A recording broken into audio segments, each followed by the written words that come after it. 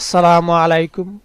ইসলাম online একাডেমির পক্ষ থেকে আমি মোহাম্মদ নুরুল ইসলাম। বন্ধুরা, মাইক্রোসফট এক্সেল ফর্মুলা অ্যান্ড ফাংশনের আরেকটি টিউটোরিয়াল নিয়ে হাজির হয়েছি। আজ আমি এক্সেলের যে দুটি ফর্মুলা নিয়ে আলোচনা করব তা হলো ট্রিম এবং লেন। এই ট্রিম ফর্মুলাটি কি কাজ করে বন্ধুরা? অনেক সময় কাজের চাপে অনেক গুরুত্বপূর্ণ কাজও কিছু অনভিজ্ঞ লোক দিয়ে করাতে হয়, সেক্ষেত্রে তাদের ভুল হওয়াটাই স্বাভাবিক। যেমন ধরুন, এইখানে এই বাঁ পাশে আমি কিছু কিছু নাম কারো মাধ্যমে লিখেছি বা আমি নিজেই লিখেছি, আমি দেখানোর জন্য এটি লিখে রেখেছি। তো সে কি করলো, এই লেখার পরে যেখানে কোথাও একটি স্পেস, কোথাও দুটি স্পেস, কোথাও বা তিনটি স্পেস, এভাবে সেই নামগুলো কমপ্লিট করেছে। কিন্তু আপনি তো অভিজ্ঞ লোক, আপনি এক্সপার্ট লোক, তো আপনাকে তো আর এইভাবে এই নামগুলো কারো কাছে প্রদর্শন করানো যাবে না। সেক্ষেত্রে আপনাকে কি করতে হবে, এই অতিরিক্ত যে স্পেসগুলো আছে, এই অতিরিক্ত স্পেসগুলো আপনাকে দূর করতে হবে, রিমুভ করতে হবে। তো এই অতিরিক্ত স্পেসগুলো রিমুভ করার জন্য যে ফর্মুলাটি ব্যবহার করতে হয় সেটি হচ্ছে ট্রিম ফর্মুলা। তো আমরা দেখুন এখানে ট্রিম ফর্মুলাটি ব্যবহার করি।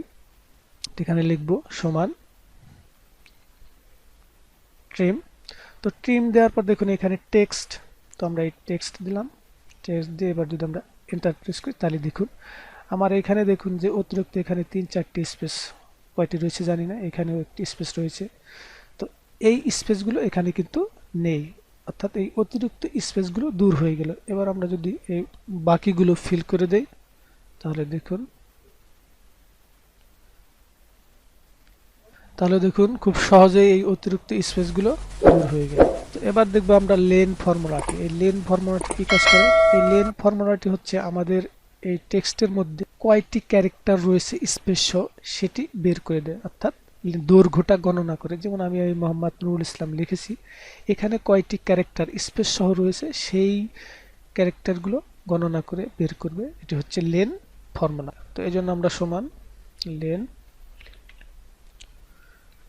লেন দিয়ে আমরা টেক্সট হচ্ছে এইটি, ব্র্যাকেট ক্লোজ করে এন্টার প্রেস করলাম। তাহলে দেখুন আমার এইখানে কিন্তু এই যে মোহাম্মদ এখানে 3টি, নুরুল 5 5 10 13টি ক্যারেক্টার রয়েছে এবং এখানে একটা স্পেস, এইখানে একটা স্পেস রয়েছে, এই 15টি। অর্থাৎ এইভাবে আমরা কোনো টেক্সটের দৈর্ঘ্য বের করতে পারি। তো এবার দেখুন এই যে এইখানে যদি আমি এই লেন ফর্মুলাটা ব্যবহার করি তাহলে দেখুন কি হয়।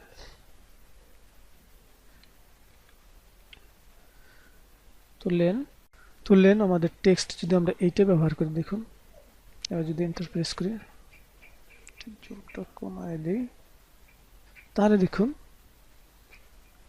আমার এখানে যে বলছিলাম যে স্পেস সহ, দেখুন এখানে কিন্তু অতিরিক্ত মূল ক্যারেক্টার হচ্ছে স্পেস, একটি স্পেস সহ 15টি, এবং এখানে যে আমি কিছু অতিরিক্ত স্পেস দিয়ে রাখছিলাম সেখানে দেখুন 21টি ক্যারেক্টার হচ্ছে। তো এটি হচ্ছে ট্রিম এবং লেন ফর্মুলার কাজ। তো লেন ফর্মুলাটি সাধারণত আরও কিছু ফর্মুলার সমন্বয়ে যখন আমরা পরবর্তীতে টিউটোরিয়াল দিব ব্যবহার করব, তখন এটি কোথায় প্রয়োগ করতে হয় এই প্রয়োগ ক্ষেত্রটা ভালো বুঝতে পারব। তো বন্ধুরা, ভিডিওটি ভালো লাগলে লাইক এবং কমেন্ট করুন এবং শেয়ার করে বন্ধুদের দেখার সুযোগ করে দিন। এতক্ষণ সাথে থাকার জন্য ধন্যবাদ। পরবর্তী টিউটোরিয়াল দেখার অনুরোধ জানিয়ে আজকের মতো এখানেই। আল্লাহ হাফেজ।